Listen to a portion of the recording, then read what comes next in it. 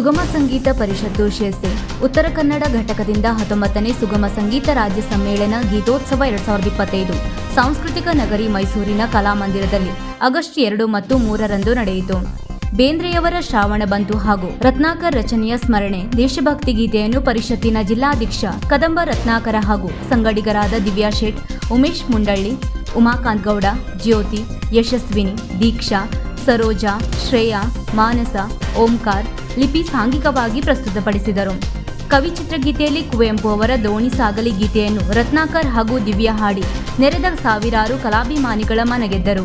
ಕಾರ್ಯಕ್ರಮದ ವೇದಿಕೆಯಲ್ಲಿ ಜಿಲ್ಲಾ ಉಸ್ತುವಾರಿ ಸಚಿವ ಡಾಕ್ಟರ್ ಎಚ್.ಸಿ. ಮಹದೇವಪ್ಪ, ಸರ್ವೋಚ್ಚ ನ್ಯಾಯಾಲಯದ ನಿವೃತ್ತ ನ್ಯಾಯಮೂರ್ತಿ ವಿ. ಗೋಪಾಲಗೌಡ, ಶಾಸಕ ಟಿ.ಎಸ್. ಶ್ರೀವತ್ಸ, ಕನ್ನಡ ಮತ್ತು ಸಂಸ್ಕೃತಿ ಇಲಾಖೆಯ ನಿರ್ದೇಶಕಿ ಕೆ.ಎಂ. ಗಾಯತ್ರಿ, ಅಪರ ಜಿಲ್ಲಾಧಿಕಾರಿ ಡಾಕ್ಟರ್ ಪಿ. ಶಿವರಾಮ್, ಕವಿ ಸಾಹಿತಿಗಳಾದ ಚಂದ್ರಶೇಖರ್ ಕಂಬಾರ್, ಸಿದ್ದಲಿಂಗ ಪಟ್ಟಣಶೆಟ್ಟಿ ಹಾಗೂ ಭಾವಶ್ರೀ ಮತ್ತು ಕಾವ್ಯಶ್ರೀ ಪ್ರಶಸ್ತಿ ಪುರಸ್ಕೃತರಾದ ಬಿ.ಆರ್. ಲಕ್ಷ್ಮಣರಾವ್, ನಾ. ದಾಮೋದರ್ ಶೆಟ್ಟಿ, ರತ್ನಮಾಲಾ ಪ್ರಕಾಶ್, ಕೆ.ಎಸ್. ಸುರೇಖ್, ಪರಿಷತ್ತಿನ ಅಧ್ಯಕ್ಷ ವೈ.ಕೆ.